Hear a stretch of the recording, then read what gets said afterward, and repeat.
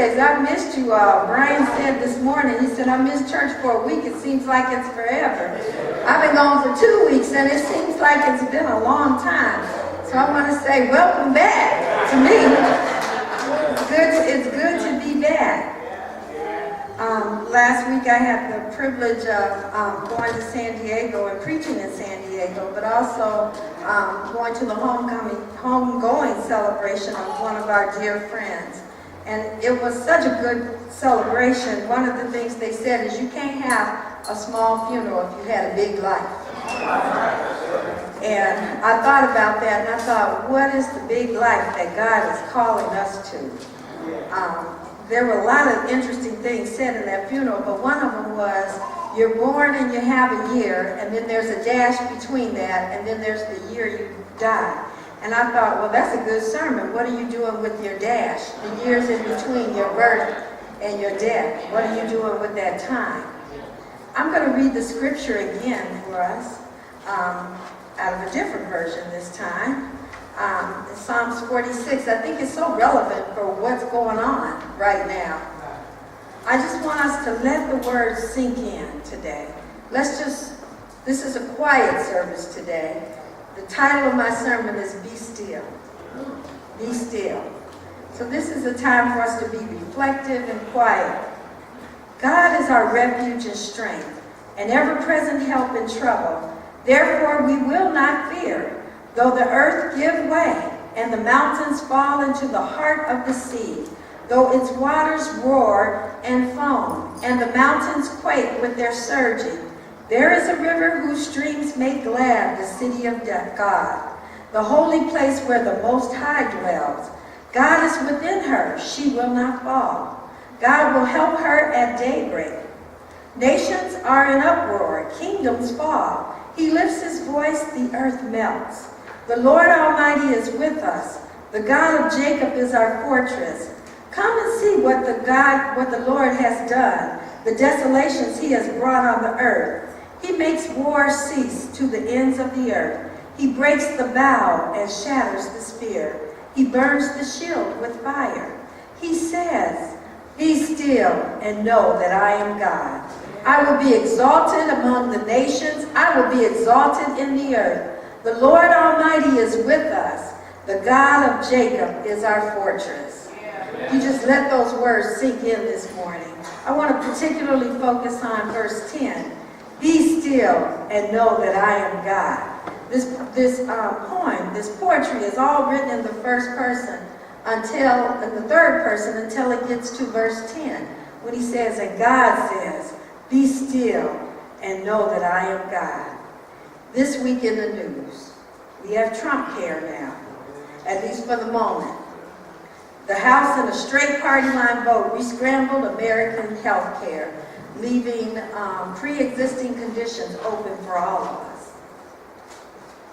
New winners and new losers. Now it's all on the Senate. FBI Chief James Comey says he felt sick intervening, but he'd do it again. Hillary Clinton says she'd have won if Comey and Russians had stayed out of it. Andrew Jackson's back. North Korea got a smart cookie. Mississippi is flooding. The Mississippi River is flooding. The police officer who fatally shot Jordan Edwards, a 15-year-old black boy from Dallas, Texas, turned himself in for arrest on a murder charge Friday night. There's a cafe in Brooklyn that sued Starbucks over the unicorn drink. France has an election today in which Russia has been accused of tampering with. And if that's not enough, 80 girls have been released from the Boko Haram and sent back to Nigeria. Trump also said his federal funds going to HBCUs need to stop. It's unconstitutional. That's a lot of news, isn't it? And that's just this week. That's just a couple of days from this week. Psalms 46, 1-3 says, God is our refuge and strength, an ever-present help in the time of trouble. I would say these are times of trouble, aren't they? I didn't even mention any of our personal struggles. I just mentioned what's going on in the national news. But I'm sure that a lot of us have a lot of struggles personally, don't we? A lot of us have financial struggles. A lot of us have work struggles. A A lot of us have kids struggles. Whatever be the struggle, a lot of us have it. He said, therefore we will not fear, though the earth gives way and the mountains fall into the heart of the sea, though its waters roar and foam, and the mountains quake with their surging. Later in the chapter, he says, be still and know that I am God. These situations in our world are bad enough, but the situations described in Psalm 46 are even worse, y'all. He talks about the fact that the whole earth is threatened. You see, mountains were seen as the foundation. They were the things that held the earth up and held the sky up and the earth. So when mountains crumble, that meant that you're messing with God's creation, that the whole creation was falling apart. It's not like a disastrous tsunami. It's worse than that. It's like God's creation has now fallen apart. So the threats that are talked about in Psalms 46 are even worse than the threats that we face today. And even in the midst of a pervasive cosmic threat, verse 2 says, we will not fear. The situation in verse 4 through 6 is equally unsettling. The Hebrew verb translated shake is repeated in verses 5 to 6 to emphasize the threat of instability. How many of us feel there's a threat of instability in our country right now? How many of us feel it and see it, that there is a threat of instability? The crisis in this section is political, involving nations and kingdoms in this psalm. How many of us know that the crisis that we're facing is political? It's involving nations and kingdoms, but not only that, it's spiritual. It's involving principles of wickedness in high places, places that we don't even know. Politicians seek election and power by playing upon what is usually called the politics of fear. We must not, they tell us, let the terrorists win. And this means arming ourselves with our allies in order to fight violence with more violence. They like for us to believe that God is on our side. How many of us have heard that nationalist talk? God is on our side. God wants to do what's right.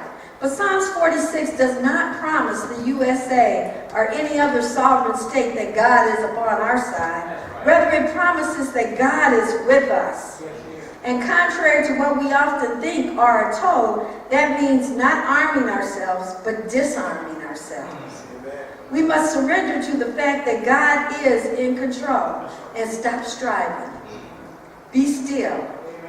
However, God is not some force we can manipulate to our desires and needs.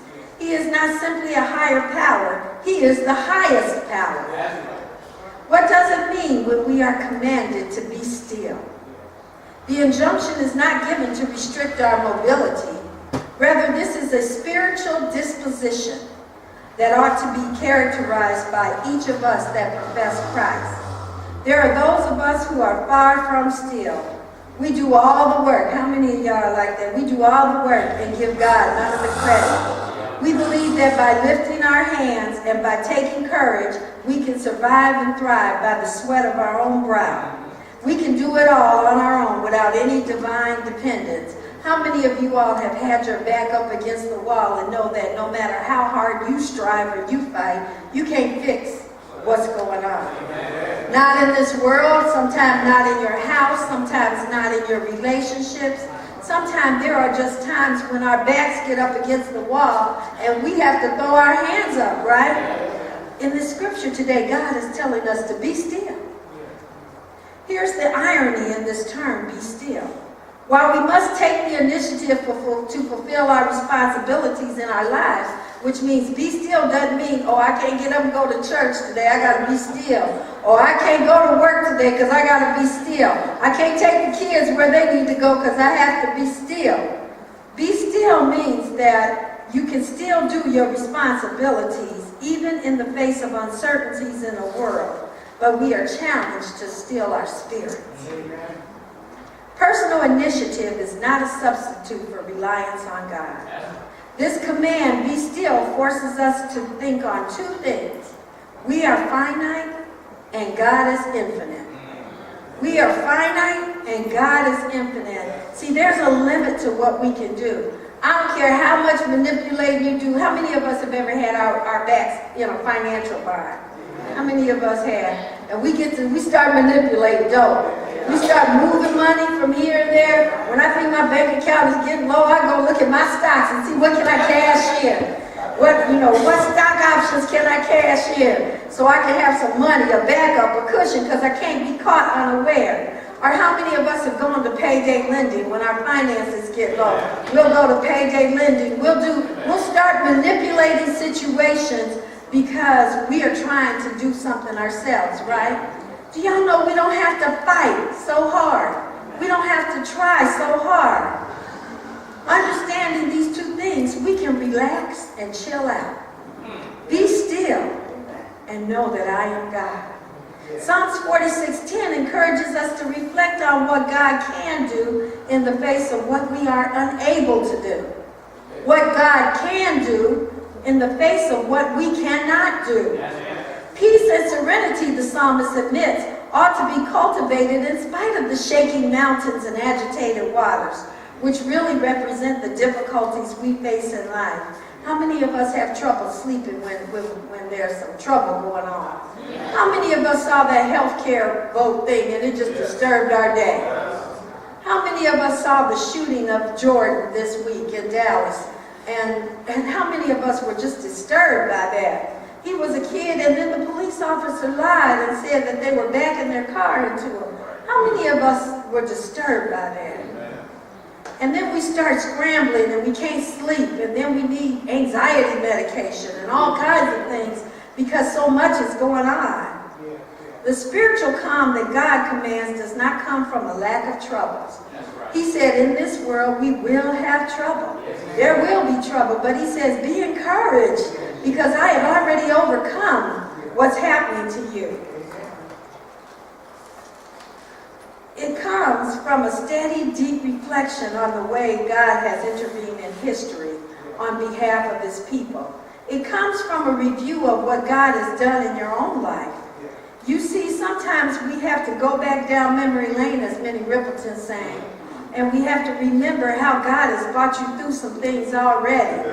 At this point, I just want you to pause and think. When we have to be still, when you're facing some type of trouble, you have to go back to history. You know how you go to your history books and you have to say, God, what did you bring me through already? What have you already done? Does anybody have a testimony this morning of something God has done for you in the past?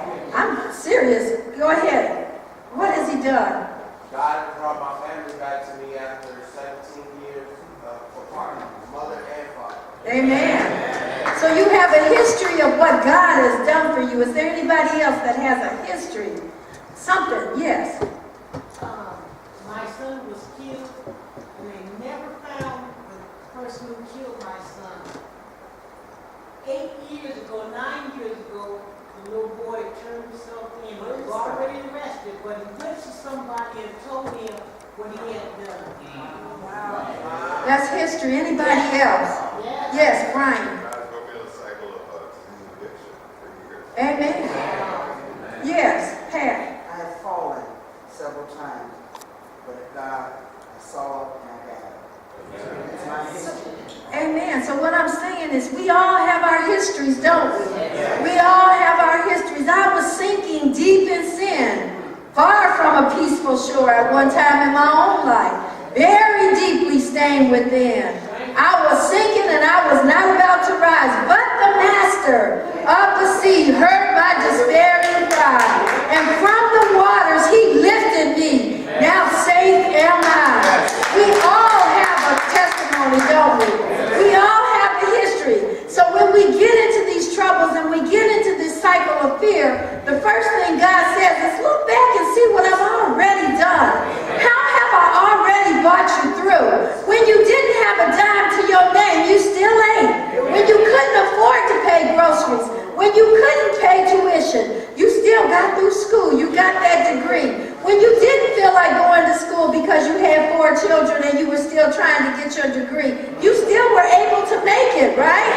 God says, look back. Minnie Rippleton says, take me back down memory lane. She said, I stumbled on a photograph that reminded me of old times, back down memory lane. There's nothing wrong with going back and remembering what God has done for you.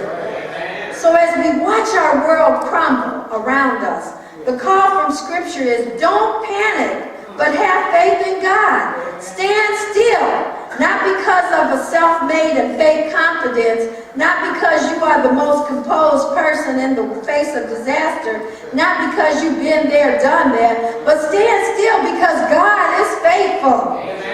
In the midst of the turmoil, God offers a point of stability that shall not be moved. In the midst of the threat of international and even cosmic chaos, God's presence is the genuine source of help that offers the promise of being able to live without fear. In the midst of gunshots ringing in public places or a very threat to your life, we have the assurance that God is a very present help in the time of trouble. Notice the psalmist said, God is a very present help. That doesn't mean that God's going to come eventually. God is already there. He is already intervening in your situation before the situation happens. I think about all the things in 2016 that happened just to my older sister. On June 1st, she was shot in the head. In July, she had a wreck that totaled the car, and she walked out of it. She was in the hospital this week. All kinds of things that had happened to her. But yet she still has joy. She still knows that God is a very present help in the time of trouble. She's still walking around happy. Sometimes I think that girl is crazy. Don't nothing bother her. I was more upset about the gunshot and I didn't get hit than she was, and she got hit in the head. And then I try to justify it by saying, well, maybe it's because she was out of it. She didn't really realize what happened, and I was watching it. But no, it's because she knew something I didn't know. That God will give you a peace that surpasses all understanding. It is no secret, y'all, that over the past weeks I have faced many challenges. Both my siblings became critically ill and hospitalized last week. Both of them were in the hospital. One of my siblings is the sibling that cares for my mother. I was concerned about my mother's care and health and what we were going to do while my sister was in the hospital with an unexplained illness. They said it looked like somebody had blunt force hit her in her stomach, and she had developed a hematoma on her kidneys. And we can't even figure out where they came from. It was unexplained. And then my brother was in the hospital for something very similar. And I was like, Lord, what's going on? You done took 2 out of 4 of us out of circulation. And then we still have my mother to care for. And then we lost a dear friend in San Diego, somebody that had been dear to us for many years. And if that was not enough, my husband left on Sunday to go to the Holy Land, and his sister died on Monday. He texted me and he said, it's becoming real what it means to let the dead bury the dead. I said, yes, it's real, for real. In the middle of that, my company has been through a merger this month. And I don't know if you all know about mergers, but when there are company mergers, it's all about cost takeout. It's all about how are we going to save money and promise a new stock price to our investors. And so this month has been dark. I've been doing nothing but justifying jobs, justifying why this exists. And then all these new changes and stuff that don't even make sense, just wickedness stuff. And having to deal with that and not having to lose my mind while I'm trying to calm other employees down. It's no secret I've had to navigate some dark times in the last couple of weeks. But it was in the midst of these moments that I heard the voice of God telling me to sit down. You see, at first I was texting. I texted Ladora. I texted the prayer group. I said, oh, pray. Because all this is happening. I don't know if I should go to Houston. I don't know if I should stay here. I don't know if I should go to San Diego. But you know what the Lord told me? He said to shut up and sit down. Don't do nothing. And I'm like, but my sister is ill, my brother. And he's like, what can you do? Can you add 1 ounce of healing to them if you start showing up, running around like Henny Penny, the sky is falling? Sit down and shut up. It was in those moments of being still that God told me I didn't have to do anything. Do y'all know sometimes we don't have to do anything? We think we got to be the fixer of all things. And if you're like me, I'm a fix-it-fairy, so I go around trying to fix everybody's life, whether they ask me to or not. I'm learning, I'm recovering. But I do try to be fixing stuff all the time. And God says, you don't have to do a thing. Shut up and sit down. Just continue to do what you always done. Continue to encourage and pray for those that are going through. Ask if there's something specific they need. If they need money, send money. One thing they told me to do was call Markeisha and ask Markeisha to give my sister some relief. And Markeisha was there, and she did it, and I thank God for that. But God told me, I have dispatched my angels all over this world. You don't have to do the work of the ministry that I have already provided for you. All you have to do is just access it. I knew God was in control and would do only what he could do, and I sat down. Be still. Knowing when to move and when to be still is one of the most critical lessons that we can learn as believers, but it's also a crucial lesson to learn in life. This is important to us because we know there are times when God wants us to take action, don't we? Yeah. But there are also times when God wants us to be still. I think about the movie Hidden Figures. And in part of that movie, there's so many lessons in that movie. In part of the movie, there was the woman that got the special assignment. And she had to run all the way to another building to use the bathroom. She never brought it up. She never came in mad and got huffing and puffing. She did what she had to do. She wasn't still in terms of physically, but she was still in her spirit. She did what she had to do. But then there came a point where it was time for her to take action. When they finally asked her, what's wrong? What's going on? And she could then say, I don't have a restroom to use in this building because you all do not have a colored restroom. I have to run all the way back here. And action was taken, right? What if she had prematurely jumped out and said, y'all know y'all need to have a bathroom and this and that? How would that have worked out for her? You see, there are so many lessons in life that we need to learn. We need to know when to hold them, know when to fold them, know when to walk away, and know when to run. Ain't that what Kenny Rogers said?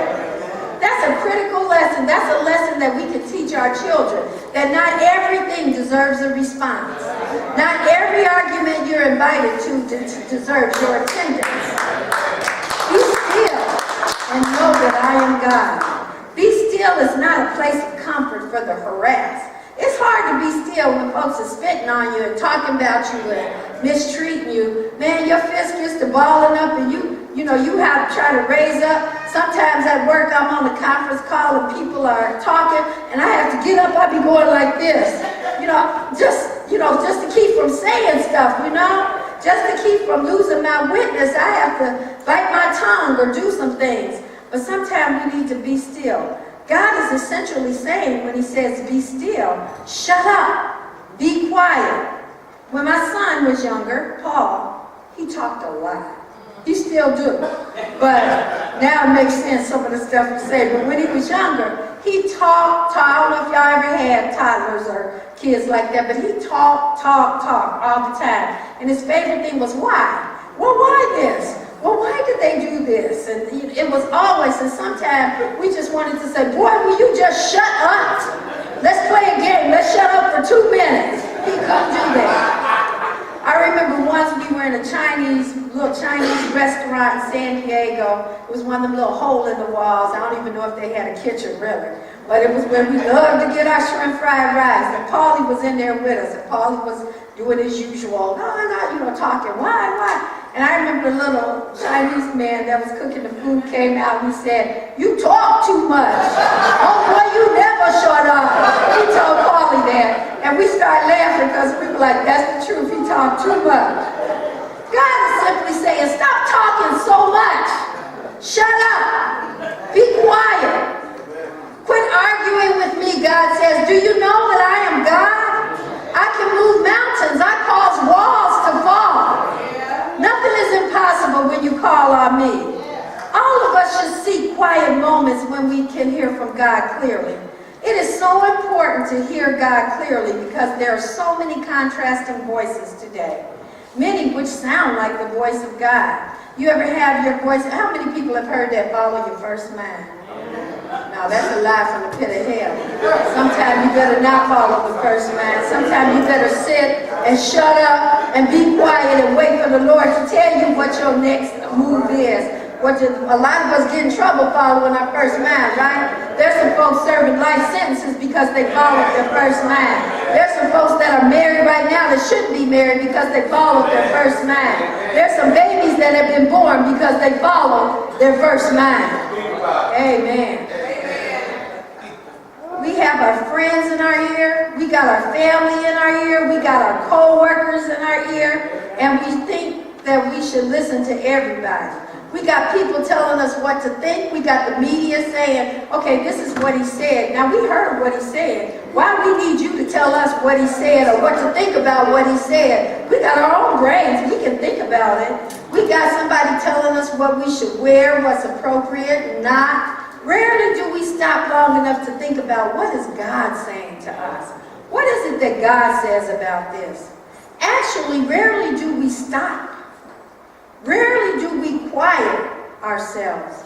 Rarely are we still. There is no way to hear from God unless we actually take time to encounter him. Spend time with him and be with him. Have you noticed how uncomfortable we are with silence? Some of us have no tolerance to sit in silence. Is that you? Some of us got to be talking or our mind starts to wander. How many of y'all do y'all grocery list while y'all at church? When it gets silent, you just start, texting or looking or wandering through your phone.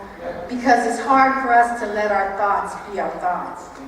If we think too hard, we may uncover something that is hidden beneath us, our psyche, that perhaps we don't want to surface. I get it, silence is uncomfortable. Some of us really have a hard time sitting still. Our thoughts race and we cannot stay focused. How many of us have racing thoughts? How many of us, when we try to get still before God, we think of, oh, the dishes aren't washed. Oh, I left those clothes in the dryer. Oh, what if my kid's teacher called? Oh, I forgot to return so-and-so's call. Let me check my emails today. But God is saying, no, practice being still. Practice sitting still. I don't know when you were a child, but when I was a child, when there were thunderstorms, old folks believe that you get still. They believed, I don't know, y'all kind of up north and all that stuff. Jack, you might remember this.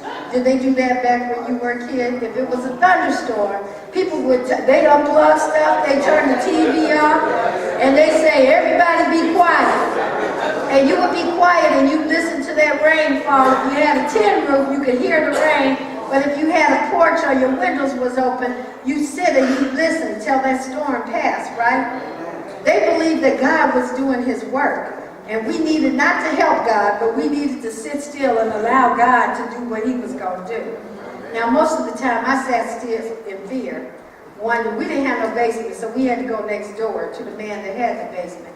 And me and my brother would be thinking while we were sitting still, who's getting the cereal and who's getting the bowls? Because we had to have food when we went next door. Nonetheless, that was probably one of the few times that we as children were told, sit still. Although there were times, parents did believe back then that you made kids sit down and be quiet. There were just times when you had quiet time, when it was time to sit down and be quiet. We don't require that of our children anymore, but we probably should. And that's why we have such difficulty in school, because kids have not been trained to be still. Be still is a tool. Be still is a lifelong tool that we can use all of our lives. And it starts from the very little, learning to be still. There were times in my house when my mother used to say it's library time. That meant get a book, self-occupied. Don't talk, don't move, sit still. And she would time us. She would say, now y'all do this until I'm done cooking dinner. And we didn't dare move. But it was time for us to recharge our minds. The scripture goes on and it says, be still and know. What does it mean to know? The know part of this verse is ultimate intimacy. To know God is a translation of the Hebrew word yada, which means to fully know or to fully be known. When the Bible speaks of knowing in the Bible, sometimes it talks about the knowing between a husband and a wife. Like Paul knows Dedra, Dedra knows Paul. Tammy knows Brian, Brian knows Tammy. To know is an intimate version of something. It says that we need to be intimate with God. To be still and know God means that we need to know who God is. It's one thing to know about someone, it's another thing to know someone. All of us are familiar with finding out about people, aren't we? We know how to dig and get information. We go on Facebook, Twitter, Instagram, Snapchat, and Google. LinkedIn, we look for people. When we want to know about somebody, we find out a lot of stuff, can't we? We know who their friends are. We know who we have friends in common. We know where they work. We know what they're about. We see their pictures. We can tell if they're crazy out there in the streets, or we can tell if they're church people. You can tell a lot. But that does not mean that you know them. That just means you know about them. What this says when it says, be still and know that I am God, what it's saying is know God. Not know about God, but know God. And again, we talked about how do we know God? We revisit our history with God. That's one of the ways we know God. God is not just a Bible we read, a church service we attend, or a person we seek when life gets hard. To know Christ is to give him everything. To know Christ is to become brand new. You know how the kids say she acting brand new? When you know Christ, he'll make you act brand new. Because some of the things you used to do, you won't do no more, will you? Some of the places you used to go, you won't go no more.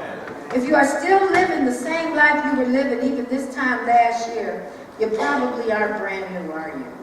To know Christ is to become more like him. You cannot stand still in life and profess to know Christ. To know God is to have a personal relationship with him. To know God is to have a history with him. Who you were before you knew him and who you were since you met him. Has anybody got a testimony about who you were before you knew God and who you are since you met God? Anybody? Yeah. Paula.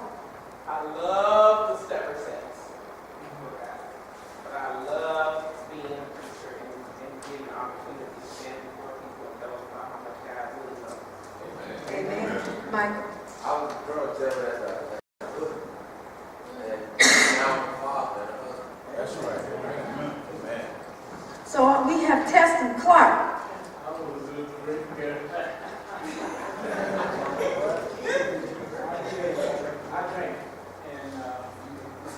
I call myself a Latino. I have some black ancestry. But they teaching them know where to find me.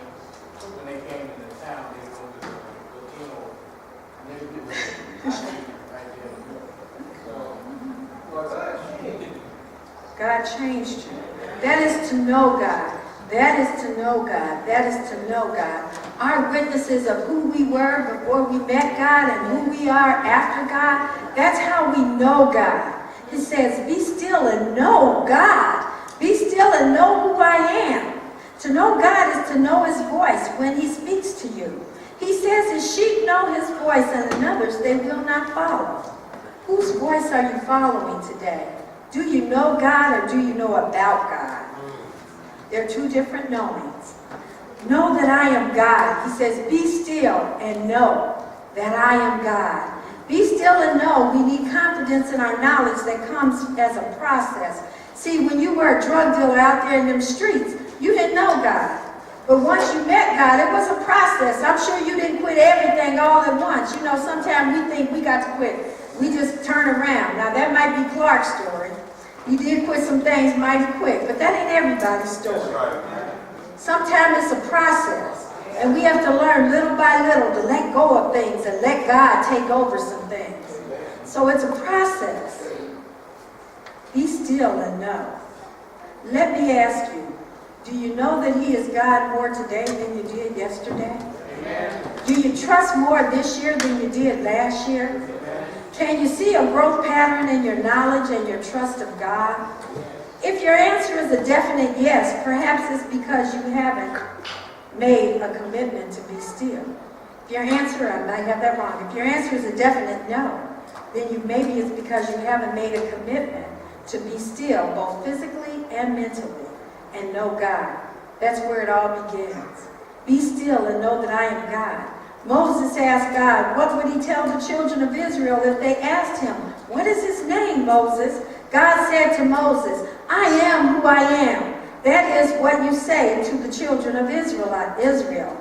I am has sent me. I am is God's name.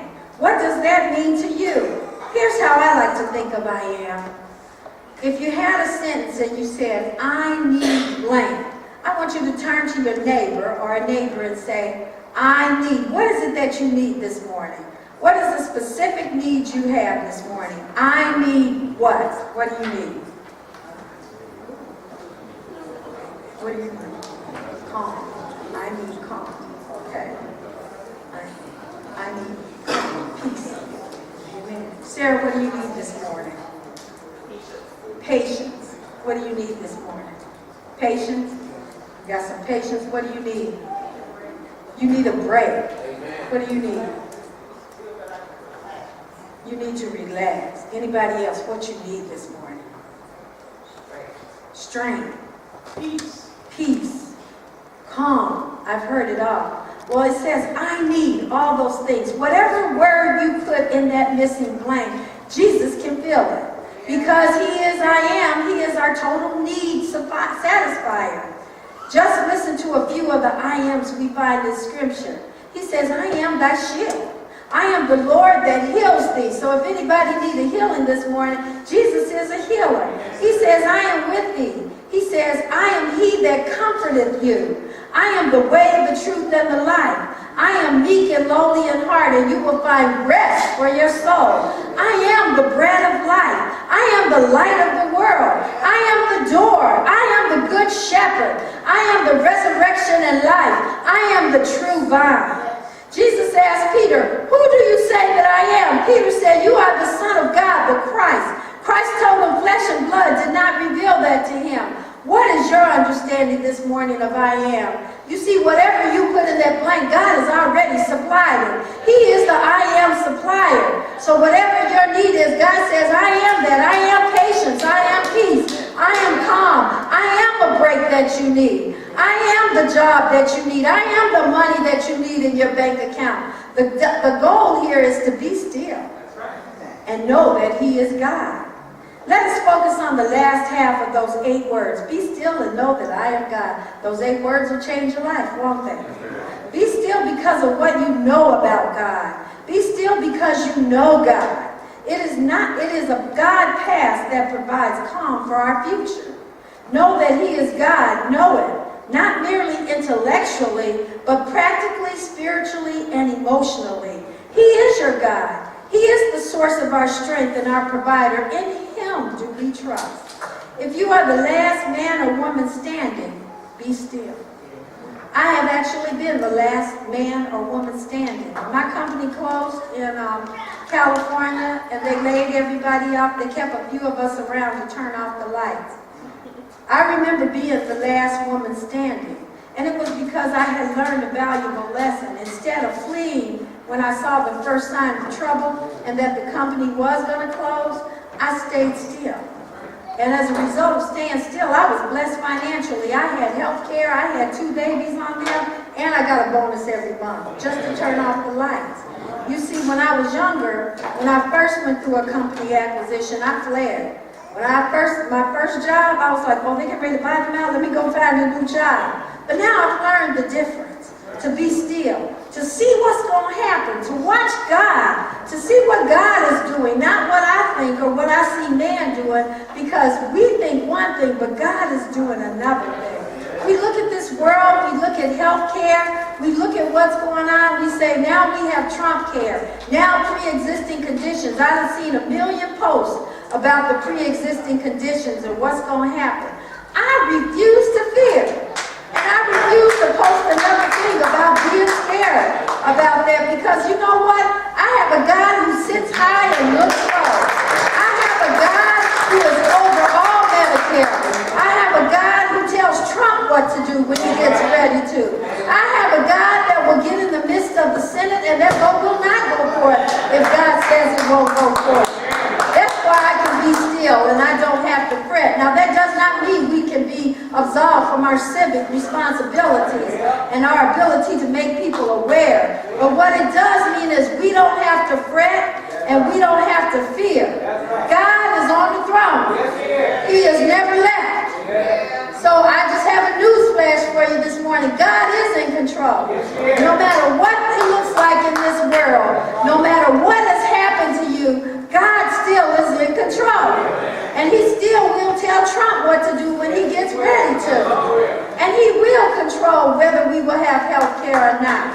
We will not fear. We will not shrink. We will not faint. God is in control.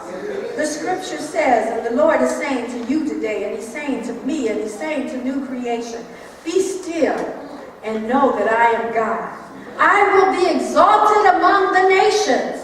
I will be exalted in the earth. The Lord Almighty is with us. The God of Jacob is our fortress. Now, is there any need to be scared? Is there any need to fret? When we have a God so mighty that says, be still and know that I am God. In closing, I want us to just take a moment and be still. There is no need for extra movement or to respond. Just be still.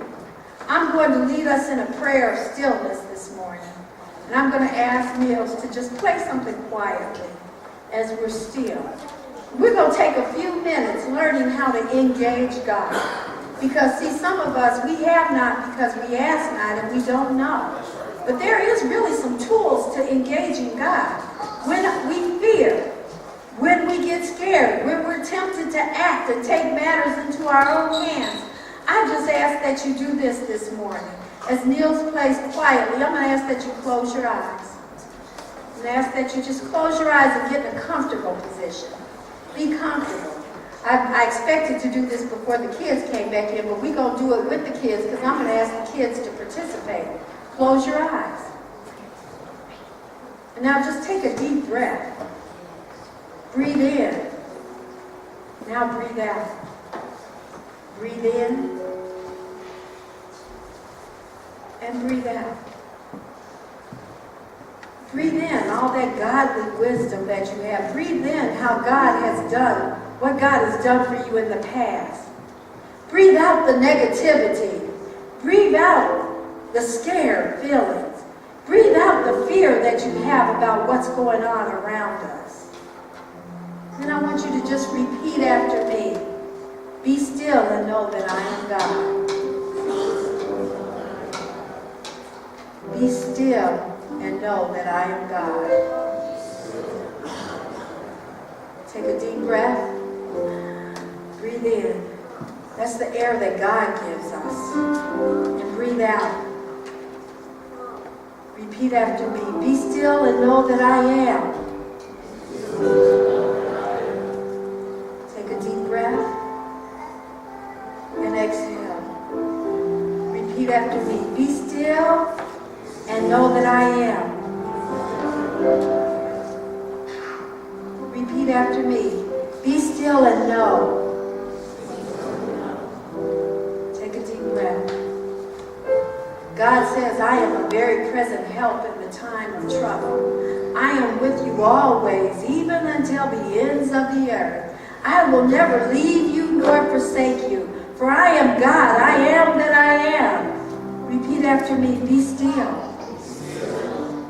Repeat after me. Be still. Be still. Be. Take a deep breath. Now I just want you to sit for 1 minute. Think about all that God has brought you through. Think about all that you need God to yet bring you through. Think of the liminal space that you now sit in between where you were and where you're going and where God is taking you. The journey on which He's taking you on. And just begin to thank God. You don't have to do it audibly, but just close your eyes and breathe in the grace of God. How good He's been to you. We've not always been faithful to Him, but He has been faithful to us, hasn't He? Oh, yes.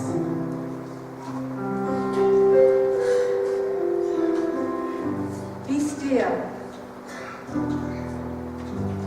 Be.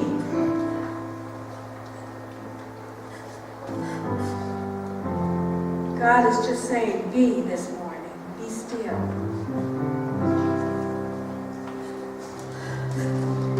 He says this morning to you, oh, that you would trust me. Instead of trusting in other things, some people put their trust in silver and gold. But God says these things they cherish and forget about their souls. God says, think about your soul this morning. Trust me. I have the answer. I am am the answer. I am that I am. I am the God that hears you. I am the God that sees you. I am the God that knows your name. I even know the very hairs on your head and how many you have.